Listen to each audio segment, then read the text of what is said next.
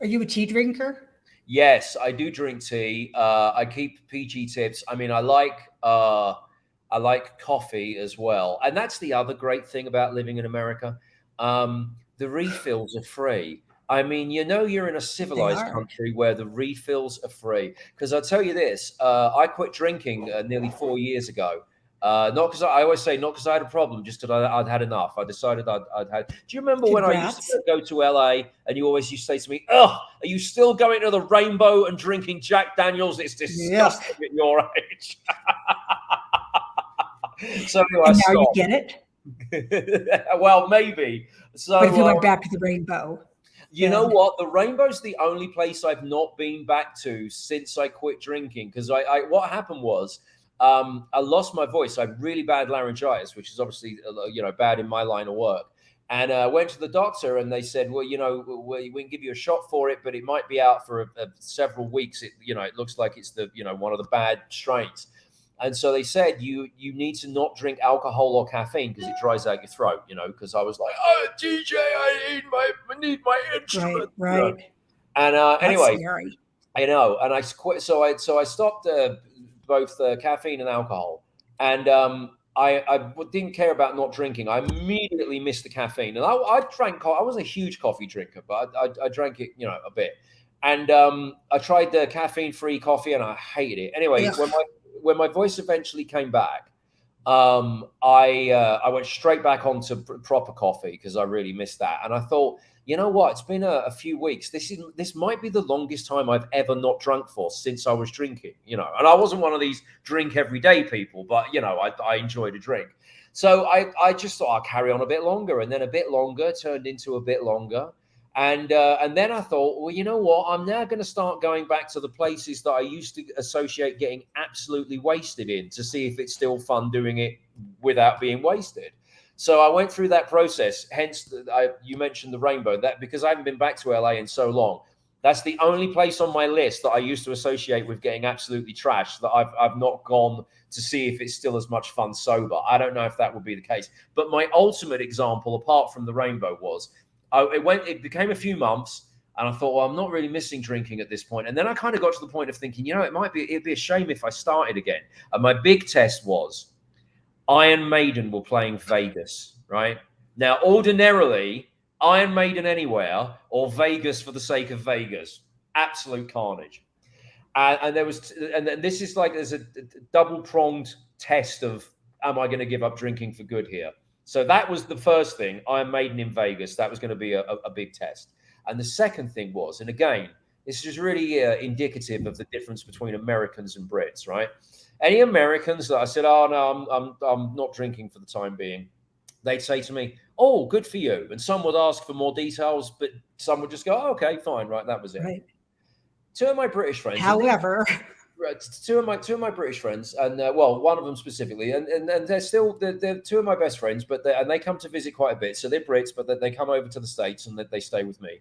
I spoke to one of them one day, and I said, "Oh, I'm off booze. Don't know if it's forever, but it's been a few months." And I said, "I'm going to go to Vegas for this Iron Maiden show. That'll be like the big test." And his reaction was, "When we visit, you'll drink." And I was disgusted. I went, you fucking Brits with your defeatist. I yeah, said, you think that you visiting is going to make me drink? That's more important than Iron Maiden in Vegas. How dare you? And then I went on this tirade like about how this is what Brits and blah, blah, blah, blah, and they always want to knock people down and da, da, da. So anyway, that's so true, though. right, It's right, right. Because so true. America's always more about like ambition and drive, and they And celebrate the support, success and like support. support. Yeah, like oh, you're not drinking, good for you. Not when we visit, you'll drink. And I was appalled that he thought he was more important than Iron Maiden in Vegas. So I went to Iron Maiden in Vegas, was now determined that I wasn't going to drink. And then I just didn't drink again. And every so often, I did go through a period of texting that friend every month when it was another month and saying like 9 months, F you, 10 months, F you. Now I just do it each year. And I don't know if I won't drink forever, but as I said, it's like coming up for 4 years and I don't miss it. And the Rainbow's the only place I haven't gone to see if it's still as much fun. I mean, everywhere else doing it sober was fine. I don't know about there. You know, they had AA meetings at the Rainbow. Did they? Yeah, isn't that weird? Well, I mean, I guess it's a good way to get most of the clientele to come back if they've given up drinking. I mean, But it's just weird to sit at the bar and the Rainbow, yeah, and that be, yeah, very weird. Because when Terry quit drinking, he went to a couple of meetings, and somebody had taken him that goes to meetings all the time at the Rainbow, and Terry walked in. It's like, I just can't do this here. And he yeah, didn't enjoy it at all. He didn't enjoy yeah. meetings anyway, but he really didn't enjoy it there. Yeah, I mean, I think it's different for different people. I mean, I didn't. I felt like I stopped because I'd had enough. And as I said, it wasn't like I definitely drank way too much most of the time. But at the point that I stopped, I was still having a good time drinking. And I also felt because it didn't feel like it was a problem for me. It just felt like, yeah, maybe I've had enough. But I also feel so I'm fortunate in that regard that it never felt like it was a problem. So it was much easier to stop.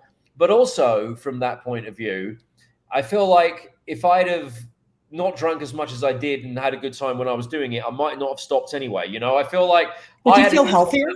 Say that again. Do you feel healthier? People ask that, and I don't really feel any different. Did you gain weight?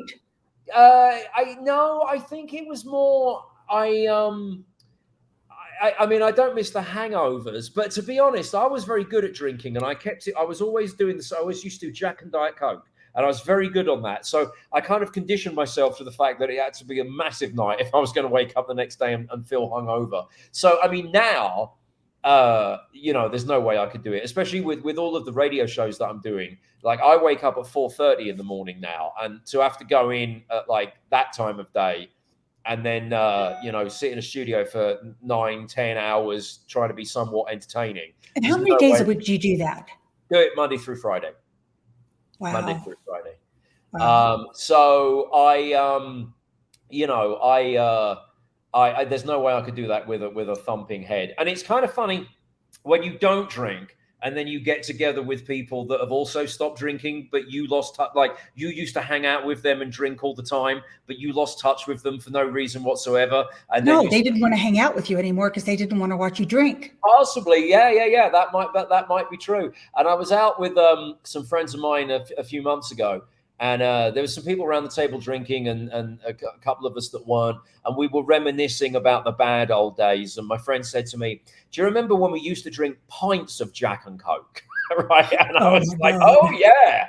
And the casual drinkers around the table are sitting with their Bud Lights and going, "You guys drank pints of Jack and Coke?" And I went, "Well, yeah. I mean, it was just time economy. There was no point keep getting up to fill the glass. Oh my if you God. never drink that much, you might as well just pour it into a bigger drinking vessel." And then, my friend who I was with who'd quit drinking also said, "Have you got to the point of drinking coffee on the way to get coffee?" I said, "What do you mean?" And he goes, "Well, you make a coffee at home and you have it in the car when you drive into Starbucks." So I went, "No, I'm not there yet. I'll text you when that happens."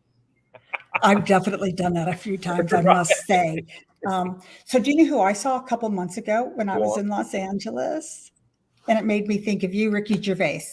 Oh, one of the funniest encounters that we had with Ricky Gervais. I should say, by the way, that I used to work at a radio station in London called XFM, and that's where Ricky was employed before he did The Office. In fact, he'll tell you that a lot of the inspiration for the characters in his UK version of The Office came from some of the people that were around that original version of XFM. And he got this development deal from the BBC to come up with a comedy, and it was The Office, and the rest of the story. But so I've known Ricky since before anyone knew who he was, and as far as I'm concerned, he's never changed. We still text one another now. We still text the same jokes that he was telling me off air in the XFM studio in 1997. Occasionally, he'll do a new special for Netflix or be on, I don't know, Seth Meyers, let's say. And I hear him tell a joke and I'm like, I heard that 25 years ago.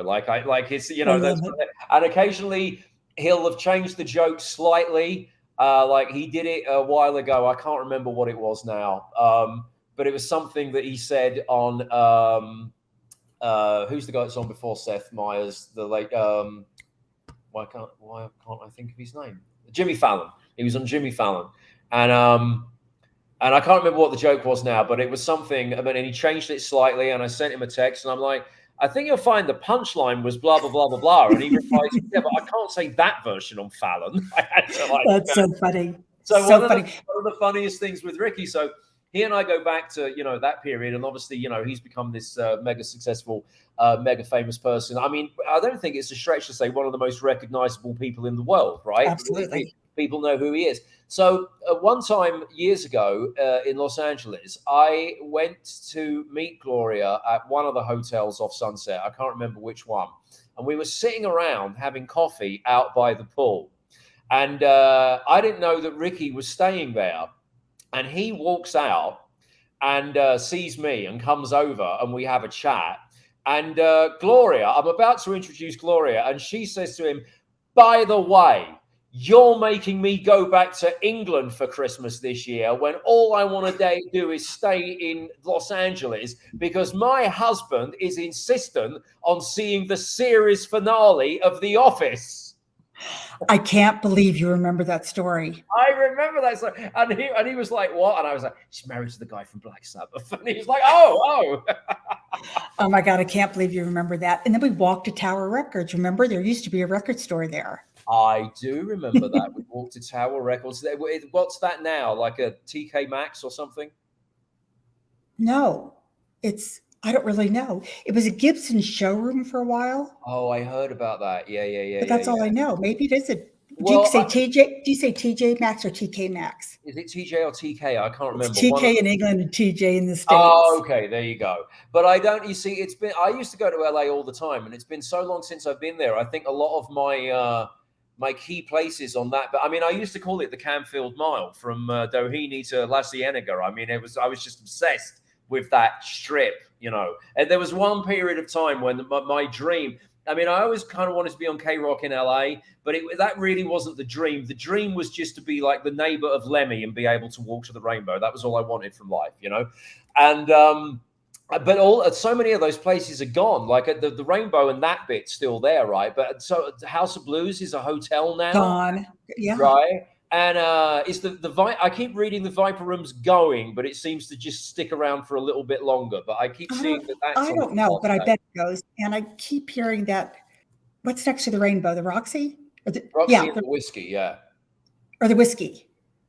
But I keep hearing one of those are gone. Not the Whiskey. I think it's the Roxy's gone. Yeah, the Roxy's the one directly next door. Yeah, I think that's gone. But don't quote me because I make this stuff up. Sometimes. Okay. Yeah. No, I think it's there's so much that's changed there, and everything just seems to be a new high-end, overpriced hotel. One of my best friends was at a birthday in LA the other week. This is how I realized that House of Blues had gone, and I was looking to get her a massage for the birthday present, and someone said, "Oh, there's this great spa at whatever the hotel is that's called House of Blues." So I googled that and thought, Jesus Christ, I don't like her that much. I'm not paying their rates for a massage. My God, so I don't want an out of body experience for that.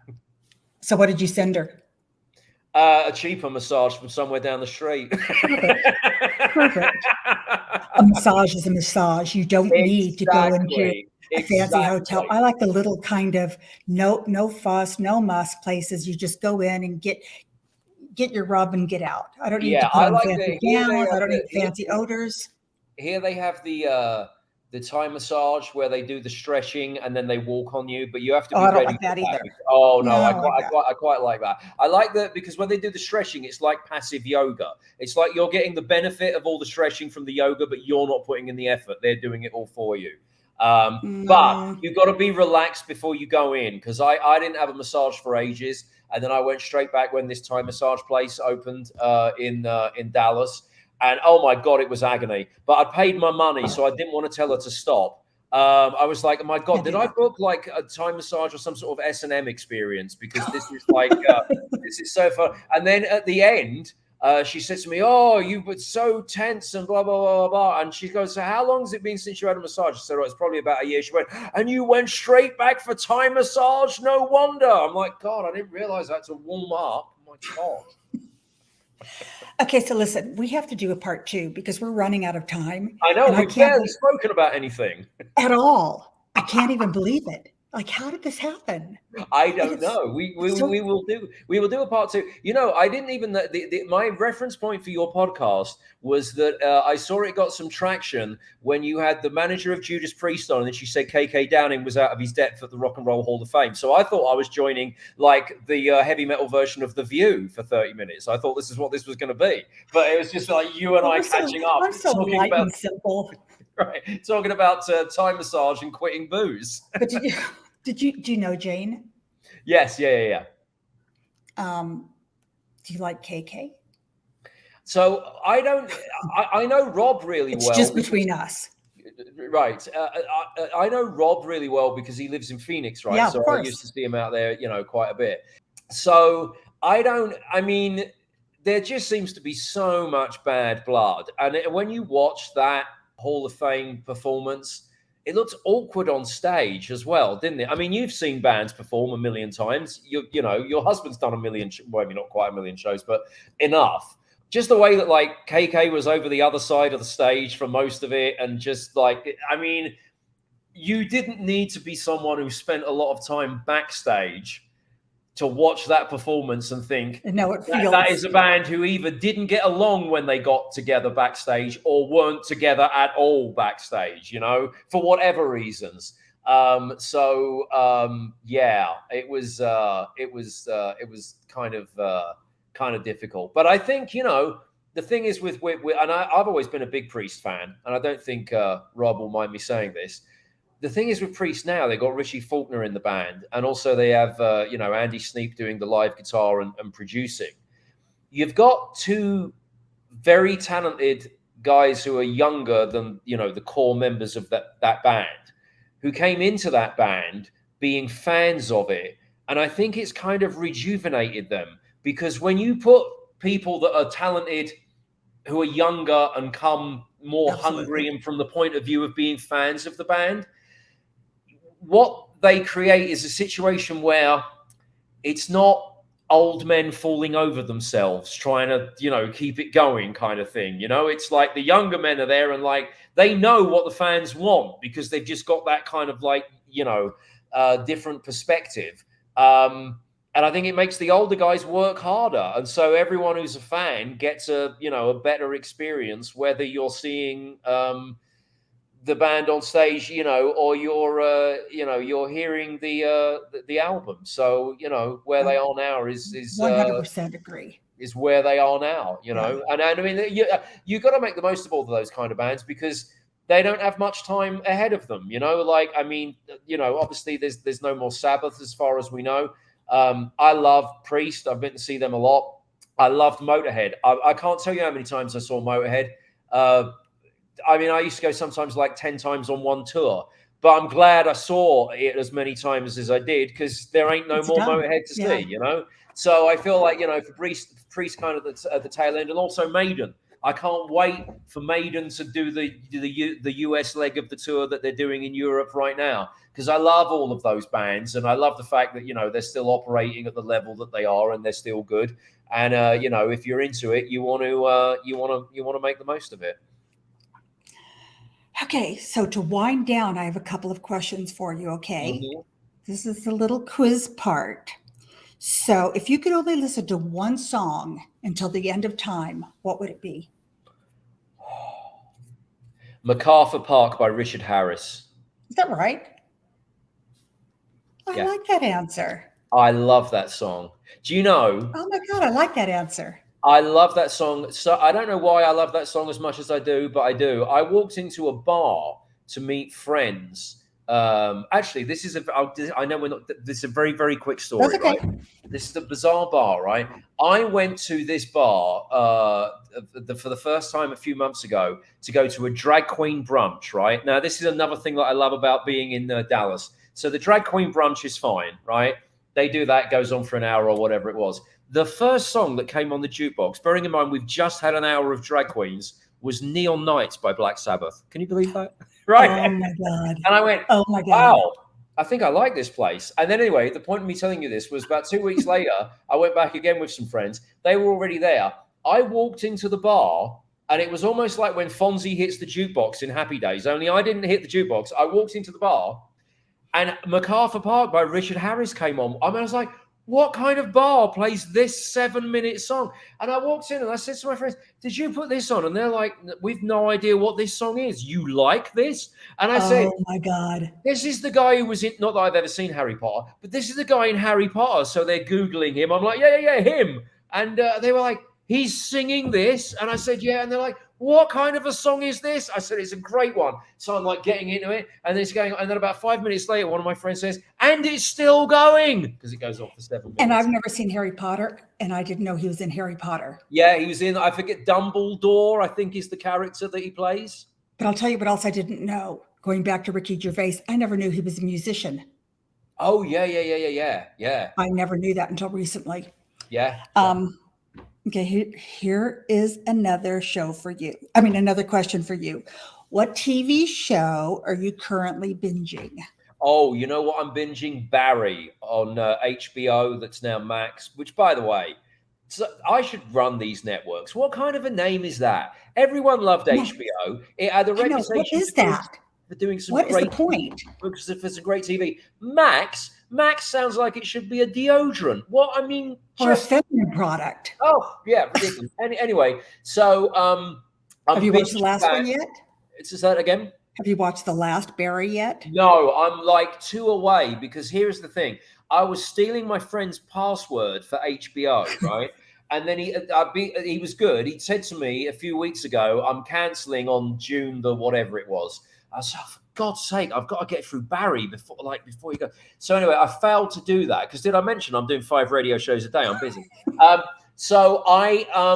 So anyway, I got Max offered me a 7-day free trial. So I'm determined to finish Barry before my 7-day free trial. I've got 2 episodes left. But I love it. I'm properly binging it because I haven't watched it. Clock's ticking. But I am going to. But I haven't watched any. But apparently the last one was quite poignant, and it had a Sabbath song in it. Oh yeah, no, they had a Sabbath in it a couple of times, because the character Barry that's played by the guy who used to be on SNL. That character, like, he's got Metallica posters in his room and stuff like that. So he's got this, this kind of metal thing going on. So yeah, there's definitely one. There might be. Or maybe it's not. Maybe it's not the last one. So yeah, maybe it's not the last episode. Of Sabbath I only recall giving consent to one of the episodes, but maybe there's more. No, maybe it was just one. I've definitely heard Sabbath once, yes, for sure. But it's a good. It's I just remember the Wizard, but okay, yeah, the Wizard is the one. You're right. The Wizard is the one. Okay, so last question: what's your number one pet peeve?